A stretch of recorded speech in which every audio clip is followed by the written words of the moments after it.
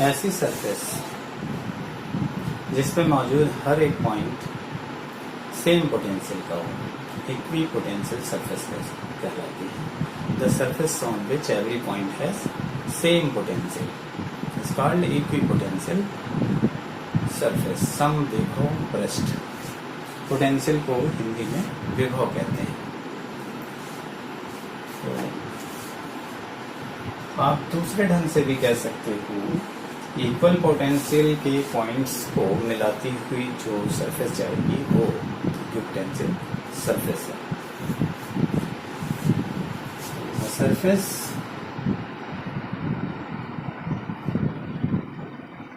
on which every point has equal or same potential is called equipotential surface। ठीक है, तो इस तरह से इक्विपोटेंशियल सरफेस की बात है। इक्विपोटेंशियल सरफेस की खास बात ये होती है कि इलेक्ट्रिक फील्ड लाइंस इनको परपेंडिकुलर नॉर्मल क्रॉस करती हैं। तो इस तरह से देखा जाए तो ये सरफेस हर एक पॉइंट पे normal to the electric field होती है। यानी अगर इलेक्ट्रिक फील्ड इधर जा रही है तो इक्विपोटेंशियल सरफेस इस तरह से होगी इस पॉइंट पर। इलेक्ट्रिक फील्ड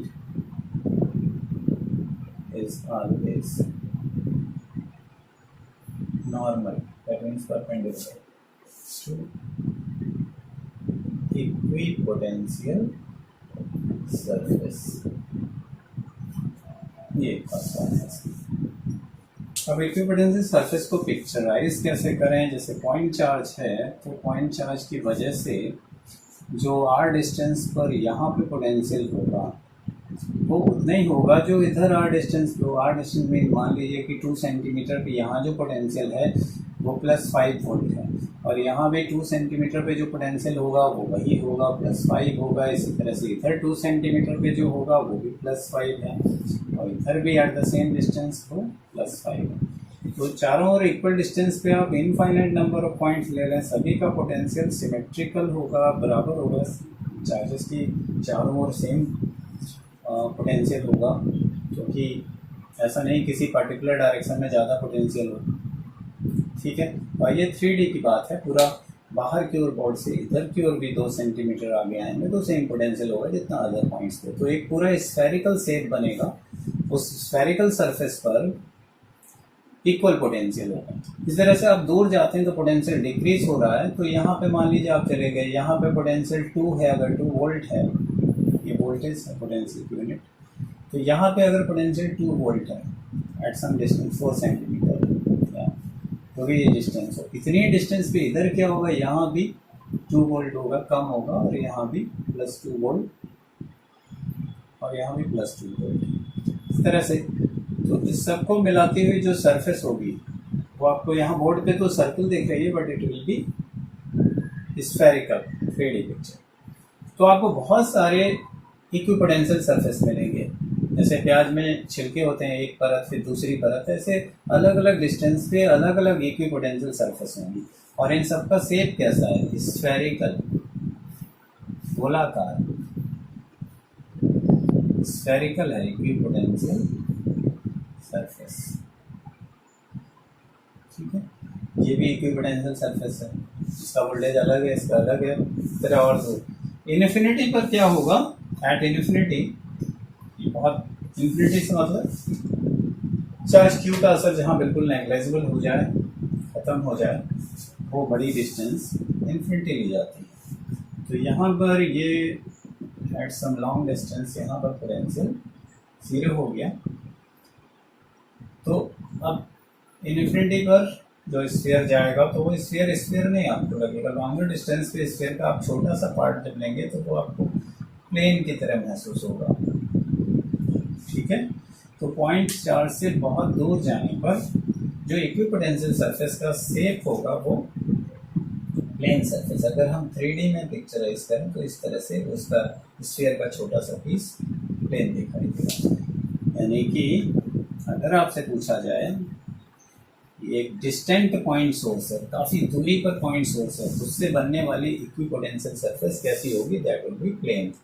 अब पॉइंट चार्ज से इक्विपोटेंशियल सरफेस आपने देखी ऐसे है, स्फेरिकल है, और इलेक्ट्रिक फील्ड लाइंस स्फीयर के नॉर्मल यानी 90 डिग्री बनाती हुई ये इलेक्ट्रिक फील्ड लाइंस निकलेंगे इस तरह से, और ये इक्विपोटेंशियल सरफेस है। बहुत दूर जाने पर इक्विपोटेंशियल सरफेस मैंने बताया उसका छोटा पार्ट आपको प्लेन की तरह दिखता है, ये सीधा एक प्लेन है, ठीक है, नॉट ए लाइन, प्लेन।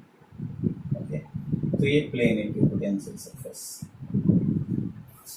यहाँ पे स्फेरिकल है।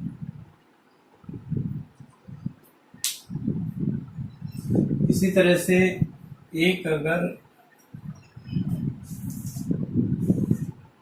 लाइन ऑफ चार्ज हो, लीनियर चार्ज डिस्ट्रीब्यूशन है, उसकी वजह से इक्विपोटेंशियल सरफेस इसके चारों सिलेंड्रिकल शेप में होगा इस तरह से, बहुत से इक्वल पोटेंशियल के सिलेंडर्स बनेंगे इसके चारों। तो ये जो इक्विपोटेंशियल सरफेस है इसका शेप सिलेंड्रिकल है, इक्विपोटेंशियल सरफेस। अब इस एक सरफेस पे जितना पोटेंशियल होगा वो पूरे जगह पर होगा, इसके अंदर वाले जो सिलेंडर दिख रहा है उस पर हाई पोटेंशियल होगा, बाहर कम होगा और कम होगा, और नेगेटिव चार्ज होता है अंदर वाले पे बहुत कम, यानी मैग्नीट्यूड में ज़्यादा होता पर नेगेटिव होता, कम होता। तो इस तरह से लाइन चार्ज देखा। अगर आपके पास सरफेस चार्ज हो, इनफाइनाइटली लॉन्ग चार्ज सीट हो, इस तरह की बहुत ही बड़ी सीट हो, तो उस पर जो यूनिफॉर्म चार्ज डिस्ट्रीब्यूशन है उसकी वजह से आपने इलेक्ट्रिक फील्ड तो पढ़ा था कि वो सीधी निकलेगी इधर की ओर, इलेक्ट्रिक फील्ड लाइंस, लेकिन इसकी वजह से जो पोटेंशियल होगा, इलेक्ट्रिक फील्ड तो कहीं नहीं चेंज होगी, हर पॉइंट पे एक जैसी होगी, यूनिफॉर्म फील्ड होगी, लेकिन इक्विपोटेंशियल सरफेस होगी वो प्लेन में होगी, और डिस्टेंस के साथ वोल्टेज प्लस चार्ज के पास में हाई पोटेंशियल होगा, दूर जाने पर पोटेंशियल कम होता जाएगा। यहाँ पे वोल्टेज जो होगी, अगर मान लीजिए 100 वोल्ट है तो अगले वाले सरफेस पर जो वोल्टेज होगी कम होगी, हो सकता है 50 वोल्ट हो, और ये इक्विपोटेंशियल सरफेस, ये चार्ज सीट है, सोर्स चार्ज है, इसकी वजह से इलेक्ट्रिक फील्ड लाइंस ऐसे जाएंगी, तो ये प्लेन इक्विपोटेंशियल सरफेस है।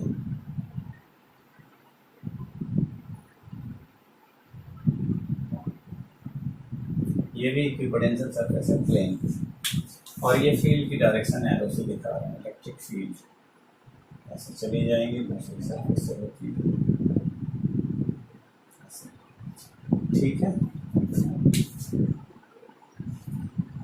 तो दोनों और ऐसा होगा, प्लेन सीट के इधर भी equipotential surface, plane equipotential surface होंगे से,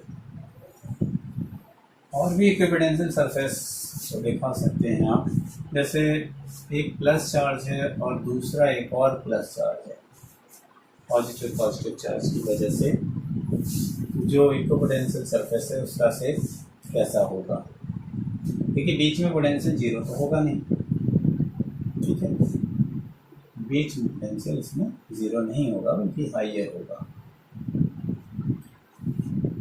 तो इसमें इक्विपोटेंशियल सरफेस इस तरह के आएंगे, और अगर आप इधर से दिखाएं तो देखिए इधर ज़्यादा डिस्टेंस होगी और इधर कम डिस्टेंस होगी,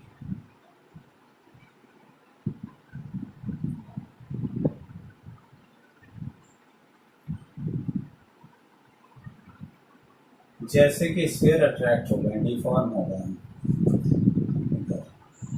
फिर इसी तरह से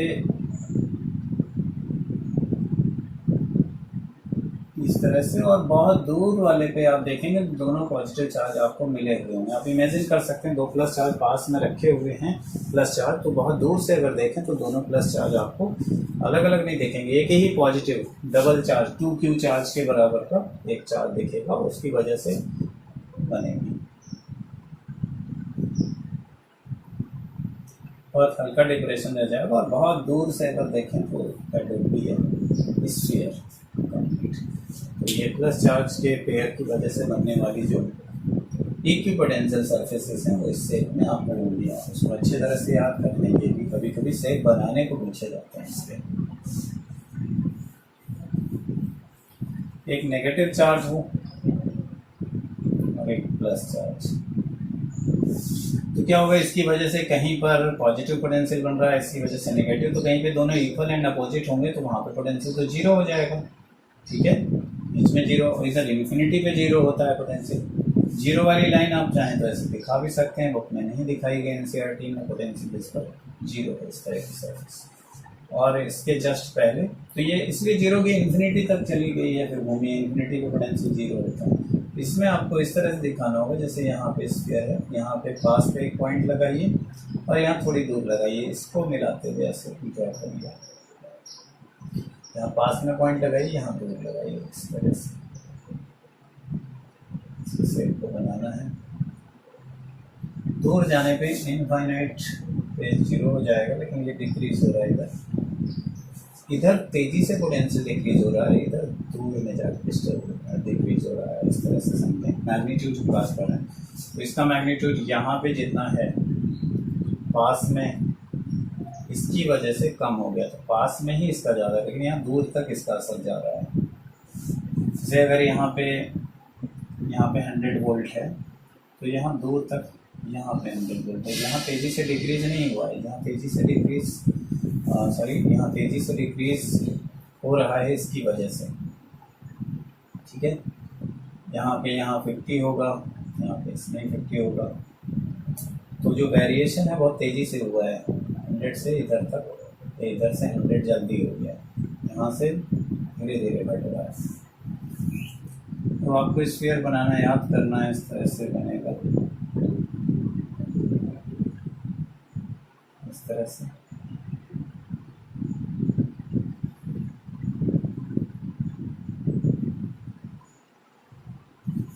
तो इस तरह से देखेगा, और फाइनली जो इन्फिनिटी से जाएगा वो जीरो पोटेंशियल इन्फिनिटी पर होगा, और वो स्फीयर ये वाला डॉटेड लाइन। एनसीईआरटी बुक में इसको नहीं बनाया गया है। तो इस तरह से प्लस और माइनस चार्ज की वजह से, जो पेयर की वजह से जो पोटेंशियल सरफेस बनेगा, उसमें भी स्फीयर दूर हटते हुए। ओके,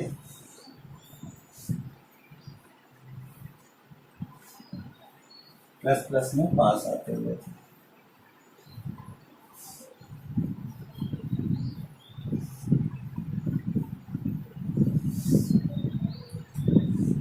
जो इलेक्ट्रिक फील्ड लाइंस थी, अगर आप देखें और दोनों को अगर बनाएं, तो इलेक्ट्रिक फील्ड लाइंस तो प्लस से माइनस की ओर ऐसे थी, और इनकी पोटेंशियल सरफेस आपने देखा था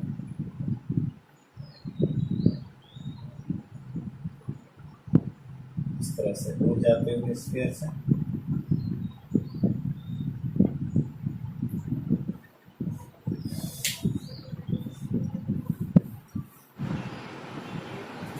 ये इलेक्ट्रिक फील्ड है, यूनिफॉर्म इलेक्ट्रिक फील्ड है, और इसमें एक चार्ज Q नॉट रखा हुआ है। इस पर जो फील्ड की डायरेक्शन में फोर्स लगता है वो Q नॉट E लगेगा फील्ड की डायरेक्शन में।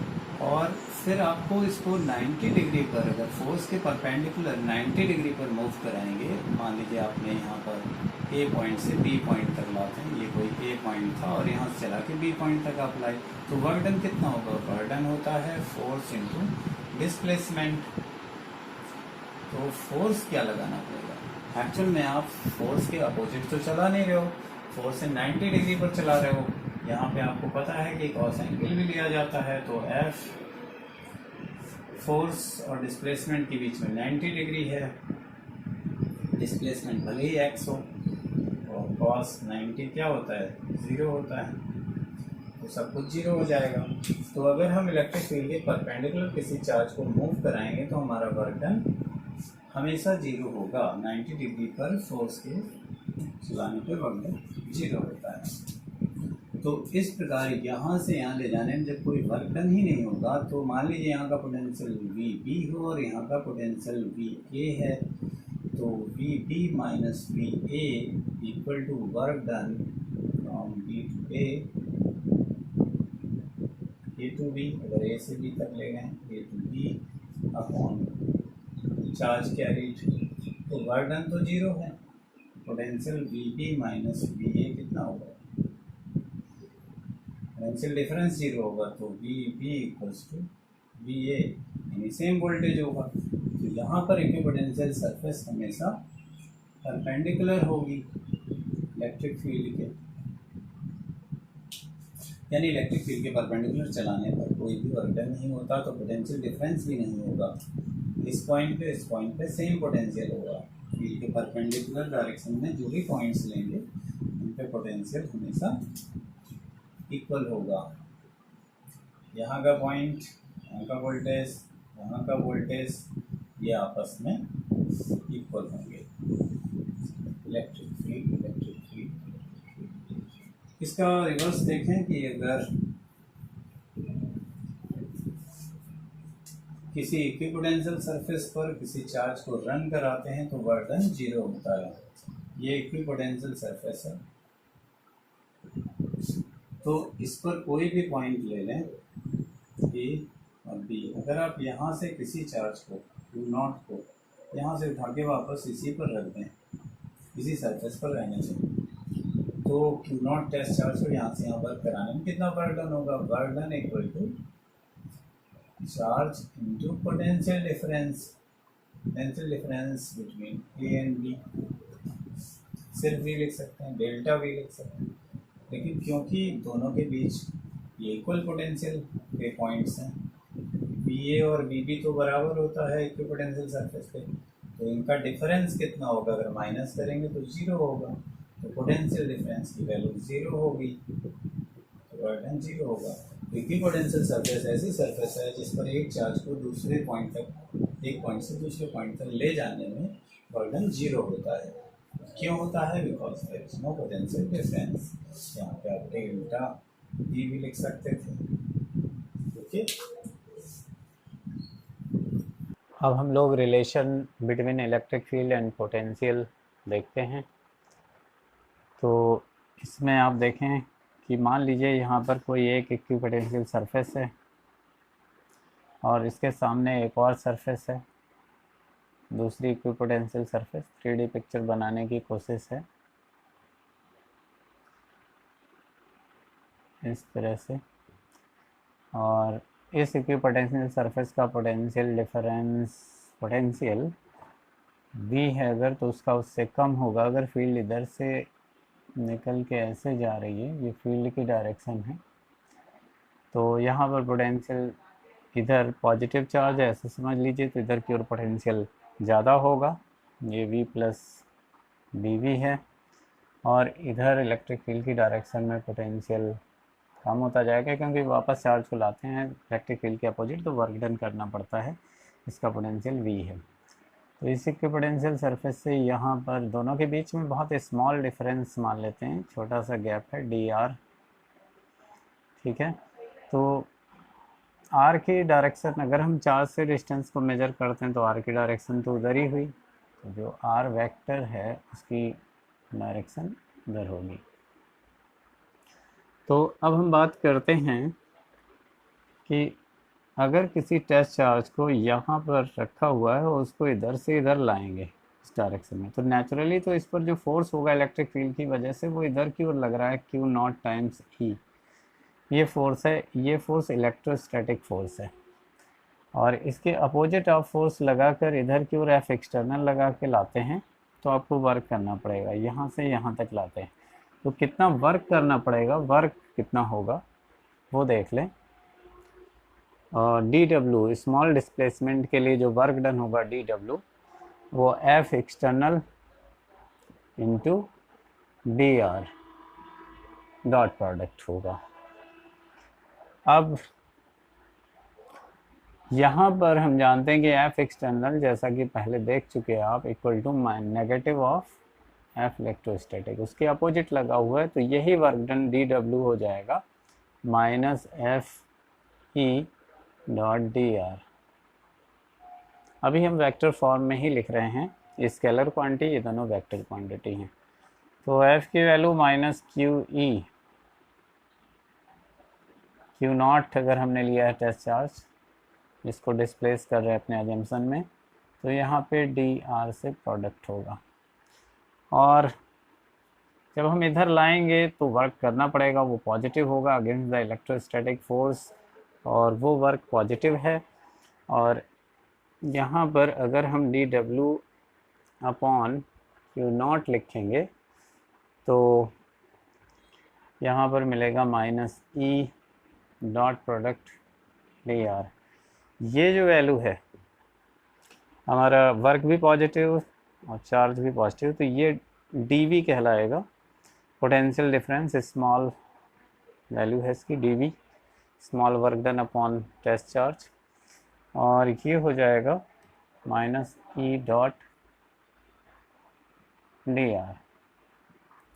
तो नेक्स्ट आप देखें, अगर हम इसको इसके एक्चुअल स्केलर फॉर्म मैग्नीट्यूड्स में लिखें तो मैग्नीट्यूड्स में भी लिख सकते हैं, अदरवाइज इसको हम डी आर के रेस्पेक्ट में डिफ्रेंशिएट करें तो उसकी वैल्यू माइनस ई आएगी। यानी डिफरेंशियल फॉर्म में आप अदरवाइज डायरेक्ट लिख सकते हैं, तो ऐसे लिख लेंगे D V upon D R equal to E. Otherwise आप देखें कि अगर मैं आर की डायरेक्शन वो लेता हूँ इलेक्ट्रिक फील्ड की डायरेक्शन में, तो यहाँ पर क्या होगा कि एग्जैक्टली अब सेम डायरेक्शन है, तो ये वैल्यू उसकी D V equals to minus E, और मैं ऐसे ओपन कर दूँ डी आर कॉस 0 डिग्री, और तब कॉस 0 1 होगा, तो इसको मैं फिर 1 मान लेता हूँ। तो इस तरह से आपको मैग्नीट्यूड अगर हम इलेक्ट्रिक फील्ड का लेते हैं या डी आर का लेते हैं तो ये मिलेगा। तो D V upon D R equal to minus यहाँ लगा देते हैं, तो नेगेटिव ऑफ पोटेंशियल ग्रेडियंट, ये जो टर्म है हमारा D V upon D R, इसको कहते हैं potential gradient. D V upon D R rate of change of potential with distance, इसको हम कहते हैं potential gradient.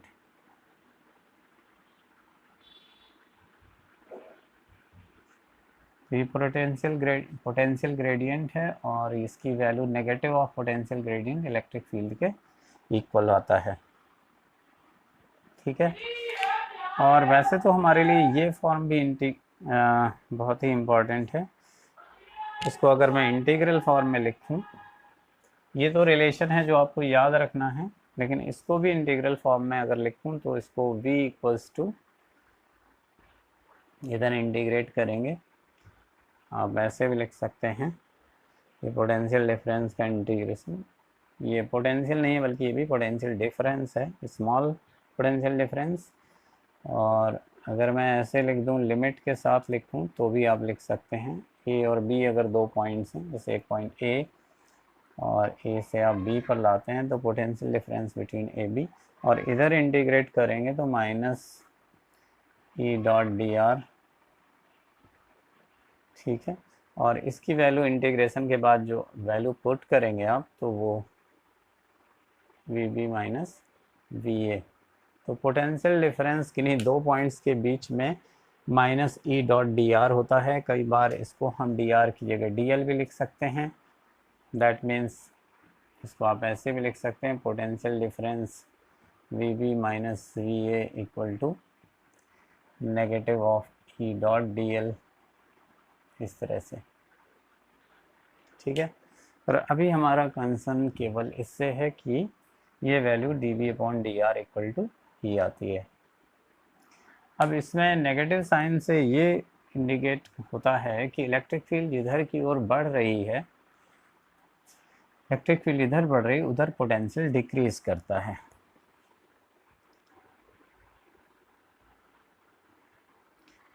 Potential decreases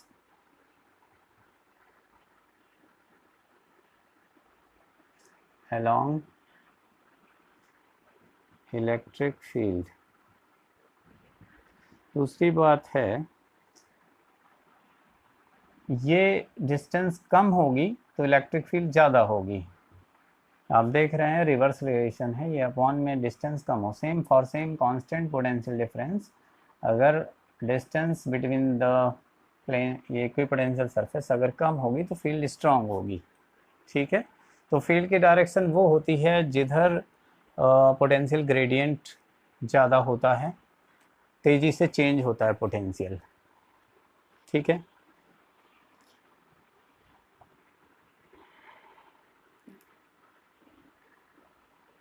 the direction of electric field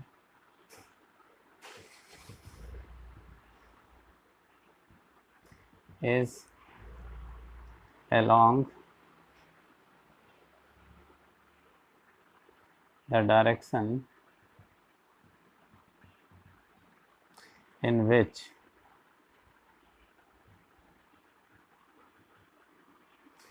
potential changes rapidly, और you can steepest change जिधर होता है, हाईएस्ट वैल्यू होती है dV अपॉन dr की, उधर की ओर। अगर दो इक्विपोटेंशियल सरफेस आप देखें कि इस तरह से एक है और एक इस तरह से है, इस पे मान लीजिए कि 100 वोल्ट है और इस पे 50 वोल्ट है, तो यहाँ पर दोनों के बीच डिस्टेंस ज़्यादा है, जहाँ पर डिस्टेंस कम होगी वहाँ फील्ड स्ट्रांग होगी, यहाँ पर फील्ड स्ट्रांग होगी, ये भी आप जान सकते हैं।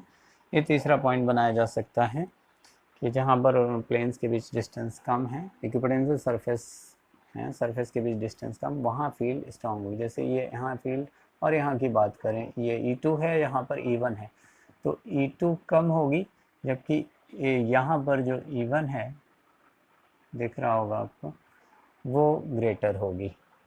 ऐसा इसलिए कि ये डिस्टेंस यहाँ की dr और यहाँ की dr में फ़र्क है। ठीक है,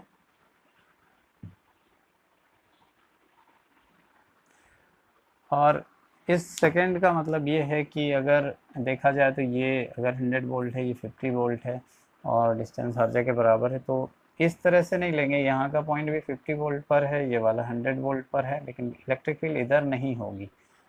इलेक्ट्रिक फील्ड इधर होगी जिधर इसकी डिस्टेंस दोनों प्लेन्स के बीच शॉर्टेस्ट हो, तो ये इधर होगी, यानी परपेंडिकुलर डिस्टेंस, शॉर्टेस्ट डिस्टेंस की डायरेक्शन में इलेक्ट्रिक फील्ड होगी।